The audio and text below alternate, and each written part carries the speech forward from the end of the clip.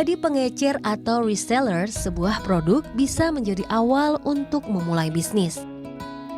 Seorang reseller bertugas memasarkan sebuah produk tanpa harus memusingkan sistem pembuatan produk yang rumit. Seperti Rivon Vivi, sudah 2 tahun ia serius menekuni bisnis menggunakan sistem reseller ini. Dengan modal awal 100 bungkus keripik singkong pedas, ia mampu meningkatkan penjualannya hingga mencapai 1.000 bungkus per minggunya. Wah, ini sangat menjanjikan untuk lahan bisnis juga ya. Pertama, menjanjikan untuk kita makan puas ya, kita menyukai kegemaran kita. Kedua, untuk bisnis juga mungkin ini menjanjikan sekali. Setiap produsen barang memiliki sistem reseller sendiri bagi para kliennya. Contohnya produsen keripik pedas ini yang menggunakan sistem beli putus. Artinya, setiap barang yang tidak habis terjual menjadi resiko sang reseller, serta ada minimal order bagi seorang reseller. Ya, kita optimis ya, yakin gitu penjualan kita hari ini akan habis gitu. Penjualan hari ini jauh lebih laris manis dibanding hari yang kemarin. Jadi semangat, yakin, dan tekun itu nomor 1. Kini Vivi sudah menjadi distributor keripik pedas untuk kawasan Bintaro dan sekitarnya. Dalam 1 hari, ibu 2 anak ini mampu menjual hingga 50 bungkus keripik. Dari kegigihannya merintis usahanya, ia pernah meraup untung sebesar 100 juta rupiah. Adisti Astarina, Lutfi Evan melaporkan untuk NET. Ya, tentunya banyak juga untung dan ruginya menjadi reseller. Suatu bisnis yang terlihatnya mudah, tapi ternyata pada saat kita melaksanakannya tidak mudah juga. Mudah karena mungkin kita tidak perlu menciptakan produk sendiri karena sudah ada produk sebelumnya yang di-create ataupun juga di-riset oleh mereka-mereka yang sudah lebih dulu dan kita tinggal menjual saja. Tapi juga ternyata mudahnya ya karena tadi dan juga sulitnya adalah mungkin sulit kita harus membuat promosi terus-menerus dan harus memiliki network yang cukup luas. Tapi kita akan membahas pagi hari ini lebih mendetail dengan Karisma, seorang perencana keuangan di mana kita akan bertanya langsung mengenai untung rugi tadinya tuh Karisma. Siap. Kalau menurut dari Karisma sendiri sebagai orang yang mengamati dunia bisnis, ini kan memang sedang marak. Ya. Bisa dilakukan oleh siapapun. Sebenarnya mana lebih menguntungkan? Menjadi produsen ya kah atau cukup menjadi reseller saja? Sebenarnya balik lagi kepada profilnya sendiri masing-masing orang ya gitu. Ada yang memang prefer dia sebagai produser produk. Ada juga yang memang berpikir saya nggak mau ribet nih jadi mau reseller aja gitu, dan itu memang pilihan sih sebenarnya. Tapi konsekuensinya ketika reseller dia hanya mendapatkan komisi atau keuntungan margin yang memang nggak begitu besar, kisaran cukup sekitar 5 atau 10% gitu. Oh, tipis sekali dong. Ya, menjadi atau reseller. bisa juga lebih gitu 20% atau juga tergantung lebih, produknya. tergantung produk dan kebijakannya sendiri. Itu reseller. Jadi kita harus membeli dulu sejumlah barang atau sejumlah mungkin ada minimum biaya yang harus kita keluarkan. Dan akhirnya kita mendapatkan produk tersebut, kita bisa menjual sesuai harga yang sudah ditetapkan oleh produsen tersebut, gitu kan. Betul. Tapi artinya kita juga akan bersaing dengan reseller yang lainnya. Biasanya seperti itu kan. Tapi ada juga yang saya pernah dengar istilah drop shipper. Itu agak berbeda dengan reseller. Memang banyak yang menyamaratakan antara dropshipper dan juga reseller. Padahal berbeda ya. Ketika menjadi reseller dia harus memiliki stok. Keywordnya stok sebenarnya. Dropshipper dia hanya sebagai perantara istilahnya. Jadi dari produser dengan customernya gitu. Dan itu perbedaan mendasar itu. Jadi ketika orang bicara reseller yang menyamakan dengan dropshipper sebenarnya itu agak keliru sebenarnya. Tetapi memang sebagai reseller dia harus memiliki modal yang cukup dan memastikan bahwa stoknya itu tersedia. Gitu. Artinya kalau kita bicara modal secara finansial menjadi reseller tentu lebih besar, tapi juga potensi untuk margin yang didapatkan tentu juga bisa lebih besar. Betul. Kalau menjadi si dropshipper kita tidak perlu membeli, kita cukup istilahnya menjadi perantara atau broker saja. Apabila terjadinya transaksi, mungkin kita akan mendapatkan bagian atau fee tersebut ya. ke consignment kalau orang suka bilang sudah seperti itu ya. Pengiriman, ya. Oke, nah kalau Anda melihat dari pemula, mana yang lebih terbaik? Oke, pemulanya sama-sama punya uang, tapi untuk mulai merintis, apakah sebaiknya kita mulai dari yang menjadi dropshipper saja, ataukah terjun langsung menjadi seorang reseller untuk kemudian akhirnya mungkin kita bahkan bisa menciptakan produk dan akhirnya kita menciptakan reseller-reseller baru? Jadi memang itu balik lagi kepada keberanian orang itu untuk memulai bisnis ya. Dia memang harus menguasai pasar dulu gitu. Dia mengerti konsep reseller dan dropshipper gimana. Jadi ketika memang punya modal, nggak ada salahnya untuk menjadi reseller. Jadi ketika menjadi reseller, dia punya stok dan dia punya infrastruktur yang cukup untuk menjual produk-produknya, memasarkan gitu, maka itu bisa jadi potensial. Ini very nice sekali, karena kebanyakan pebisnis pemula sudah melihat untung dulu di depan, ya kan? Dia kepengen bagaimana, yaitu prinsip ekonomi, dengan pengeluaran yang seminimal mungkin untuk bisa mendapatkan hasil yang seoptimal mungkin, ya kan? Tapi mungkin tadi itu kurang memahami pasarnya, atau kadang-kadang apakah memang bisnis itu adalah satu bidang yang cocok untuk diri dia. Ada orang yang sukses tapi ada juga yang banyak gulung tikar gitu kan. Nah itu kita bisa menjadikan satu poin penting di awal ini. Oke, sekarang lanjut. Kalau kita lihat dari resikonya jelas, mungkin sebagai dropshipper akan menjadi pilihan yang terbaik untuk awal atau pemula karena memang resikonya lebih rendah. Begitu juga dengan reseller, kita juga memiliki resiko adalah tadi saya sempat sebutkan di awal. Kita harus rajin sekali berpromosi, kita harus punya mungkin network yang cukup luas. Ada lagi nggak mungkin resiko-resiko tambahan kalau kita menjadi seorang reseller? Menjadi reseller sebenarnya resikonya terutama resiko pengetahuan ya. Jadi memang penting untuk memiliki ilmu yang cukup bagaimana memarketingkan dan memasarkan produk-produknya. Gitu. Tapi juga selain itu kita juga harus tahu bahwa reseller ini kita bukan yang pertama loh gitu. Jadi ketika kita memasarkan produk yang mass produk, kita harus sadar bahwa memang ada pemain-pemain lama gitu. Pemain-pemain yang memang udah di bidangnya udah lebih handal gitu ya. Jadi kita memang harus tahu pasar gimana dan kita juga harus sadar bahwa memang produk itu disesuaikan dengan tren terkini. Jadi misal sekarang lagi tahun pemilu gitu ya, atau lagi tahun Piala Dunia misalnya, kita jadi memasarkan produk-produk yang memang pasti potensial untuk dijual di. Harus pandai juga nih untuk melihat situasi terkini seperti apa yang lagi diminati.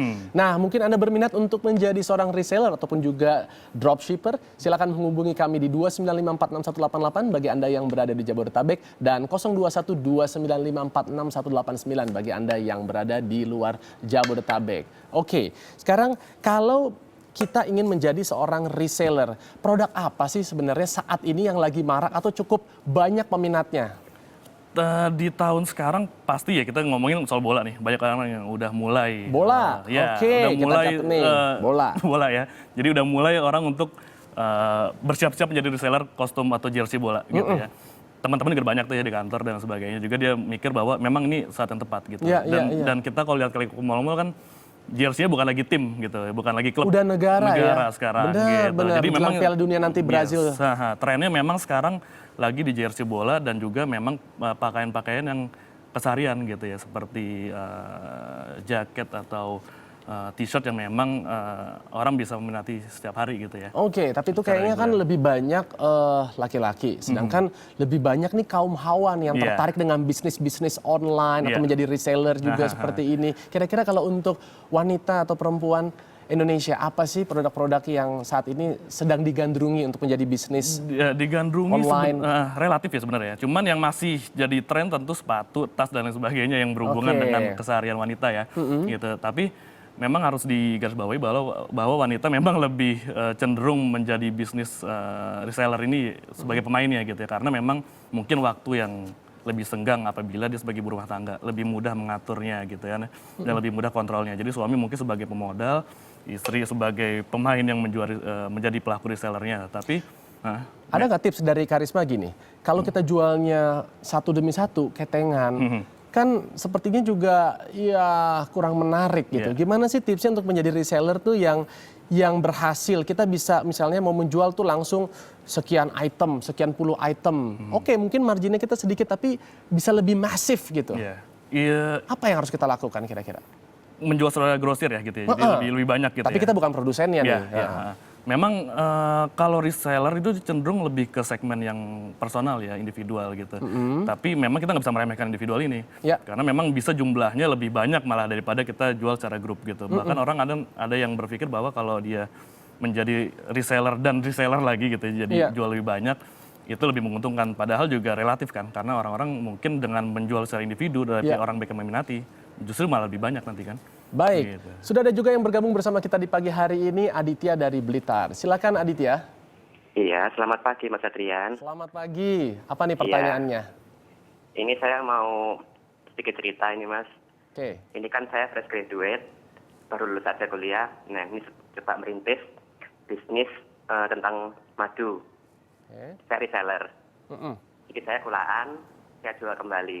Ya, Nah ini jarak tempuh yang saya tempuh di waktu rumah saya sampai di produsen itu cukup jauh. Tapi harga di sana cukup murah. Mm-mm. Nah, kira-kira supaya produk saya ini laku di pasaran dan cukup bersaing, kira-kira harga yang saya patok untuk produk ini kira-kira berapa persen untungnya dari produsen?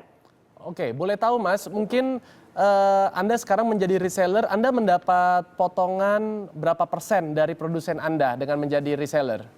Nah, kira-kira mereka itu jualnya per liter itu sekitar 130.000, saya mendapat potongan sekitar 10.000. Oh, berarti hampir 30% ya, kurang lebih ya? Iya, cuma sedikit Mas. Oke, baik. Itu ya kira-kira pertanyaannya. Jadi dia sudah mendapatkan potongan ini 10.000 dari 30.000. Nah, sekarang dia ingin bisa memaksimalkan hasil penjualannya. Mungkin mirip dengan pertanyaan saya tadi itu ya kan. Gimana sih bisa lebih mengenerate hasilnya itu gitu kan. Apakah mungkin kita berbagi keuntungan? Itu mungkin bisa menjadi tips juga kali bisa ya, juga. Karisma ya? Bisa juga. Jadi memang reseller dia kan bisa berkelompok ya dan juga bisa sendiri gitu. Dan bagaimana kita memasarkan itu yang lebih menjadi penting gitu. Makanya infrastruktur kan kita sekarang nggak perlu repot. Sosial media kan udah banyak gitu ya. Jadi kita memaksimalkan aja infrastruktur yang ada sekarang untuk memaksimalkan penjualan yang atau promosi-promosi dan marketing yang mendukung penjualan reseller yang kita sebagai reseller gitu ya. Tapi kalau kayak tadi itu kan jualannya madu ya kalau tidak salah tadi ya kan. Dan itu ada di daerah yang mungkin belum terbiasa nih dengan menggunakan sarana-sarana teknologi informasi atau sosial media gitu. Kira-kira langkah apa tuh yang kita bisa lakukan gitu?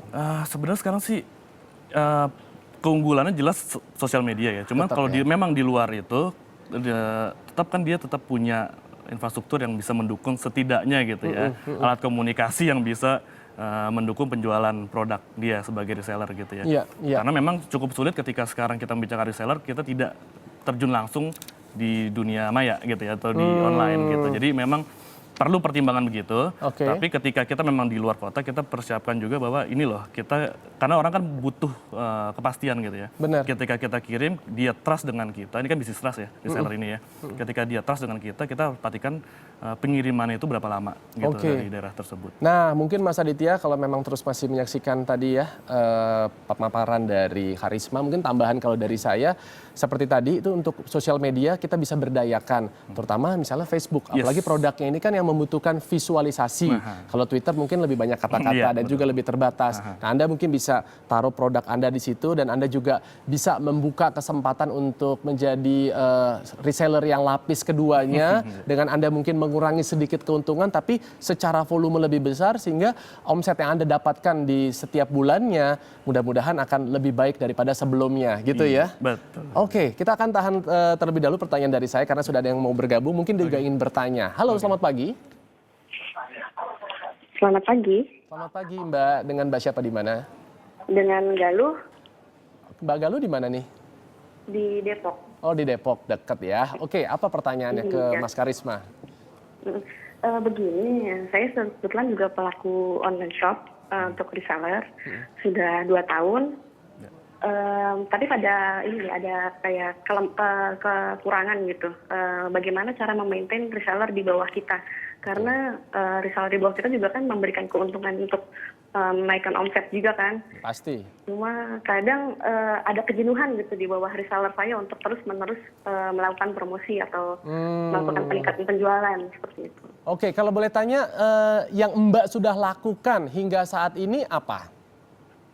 Saya paling memberi bonus-bonus aja ya untuk pembelian misalkan jual lusin, nanti saya berikan bonus tambahan apa gitu untuk menjaga keeratan dengan customer saya di bawahnya gitu. Oke, Mbak Galuh jual apa sih produknya kalau saya boleh tahu? Bedding, seperti spray dan bed cover. Oh, oke. Oh, itu juga banyak sekali tuh Yes. ibu-ibu tuh yang senang sekali Mas berjualan Adris itu. boleh kasih tahu bersama saya. Oh gitu ya, nanti ya. Oke. Nanti kita kasih tahu nomor teleponnya ya, ntar dikontak. Oke, kira-kira gimana tuh pertanyaan dari Mbak Galuh Iya, untuk bisa memaksimalkan supaya reseller yang ada di bawahnya itu juga tetap giat untuk mempromosikan produk-produknya sehingga bisa menghasilkan tadi omset yang lebih besar. Ya, yang pasti harus jalin komunikasi dengan baik dengan para reseller di bawahnya. Gitu Komunikasi tuh yang pertama tuh Mbak Galuh. Nah, jadi memang karena reseller ini bisnisnya memang harus up to date dengan produk terbaru gitu. Iya. Ya. Jadi kita harus komunikasi dan produk knowledge itu kan penting. Benar. Gitu. Jadi ketika orang membeli, kita harus memberitahukan bahwa ini loh produk yang kita jual gitu kepada reseller di bawah kita. Jadi nggak ada miskomunikasi antara yang reseller yang di atas dengan yang di bawahnya gitu. Oke. Sehingga saling menunjang sehingga nanti keuntungannya untuk kemajuan bersama gitu kan ujung-ujungnya. Gitu. Oke, selain komunikasi, memang kita tahu komunikasi yang terpenting. Ada hal-hal lainnya mungkin yang kita bisa optimalkan lagi gitu, Karisma? Ya, memang bisnis reseller kan bisnis komisi ya. Jadi memang kita bisa memberikan insentif tertentu ketika reseller di bawah kita bisa menjual sesuatu yang di luar ekspektasi kita. Ya, gitu. ya, Jadi ya. ketika kita mengharapkan penjualan sekian, dia menjual sekian, kita bisa memberikan insentif. Nice, jadi kita ada kasih Nah, reward tambahan reward, gitu. betul. Mungkin di luar dari produk tersebut Ya. atau mungkin juga kita kasih bonusnya ya produk tersebut itu juga. Tapi benar. pokoknya menjadi ada semacam apa ya, daya Penghargaan, rangsang ya. atau penghargaan untuk bekerjanya lebih giat Giat lagi ya. Iya. Oke, mungkin terakhir ini Karisma karena waktu kita sangat terbatas, tolong berikan tips untuk menjadi seorang reseller yang sukses. Nah, Oke. kriterianya tuh harus seperti apa? Ya, karena reseller itu kita berada di bisnis trust ya. Jadi kita memang customer is king gitu ya. Ya. Kita harus mengerti kemauan customer. Jangan dipersulit gitu, kita permudah. Jadi ketika customer ingin mentransfer, kalau bisa kita punya semua jenis bank gitu yang umum ya. Jadi Oke. orang ya nggak lebih prefer kan transfer sama bank kan gitu. Jadi kita memang mempermudah customer untuk membeli produk yang kita jual. Oke, kalau untuk karakternya dari seorang reseller, apa yang harus dimiliki gitu? Untuk karena kan dia harus mencetak reseller-reseller lainnya. Ya, Apa tuh kira-kira yang harus dipunya? Karakternya jelas dia harus orang yang friendly ya gitu. Dia punya network yang baik gitu antar sama. Dia memang menjalin hubungan yang baik dengan orang lain sehingga nanti kedepannya orang juga punya trust tadi gitu dan kemudian bersedia membantu dia dan akhirnya kan sama-sama berbisnis bersama nih reseller ini gitu. Iya, Jadi iya, iya. Sama-sama memberikan keuntungan gitu, Iya. saling memberikan benefit jadi bisa menunjang satu sama lain. Nice, ini ternyata bisnis yang sangat bagus ya karena memberikan potensial memberikan kebermanfaatan bukan cuma untuk diri kita tapi juga untuk orang lain. Yes. Dan kita bisa terus saling memotivasi, jadi ada interaksi. Kan kalau dalam semua agama menyarankan untuk adanya silaturahim Siap. terus ya kan. Iya. Mudah-mudahan Betul dengan hal seperti ini nih juga bisa membuka wawasan Anda kembali untuk mencoba bisnis tidak melulu harus start from scratch atau start from zero. Ternyata dengan menjadi seorang reseller ataupun juga dropshipper, kita juga bisa sukses kok. Ditambah lagi kalau Anda mungkin yang masih bekerja atau menjadi ibu rumah tangga gitu, Anda tetap bisa menyambi melakukan itu dan Anda bisa menjadi seorang ibu rumah tangga sekaligus juga menjadi seorang reseller yang sukses. Terima kasih Karisma. Sama-sama, Nanti Mas kapan-kapan Adrian. kita ngobrol lagi Siap. ya.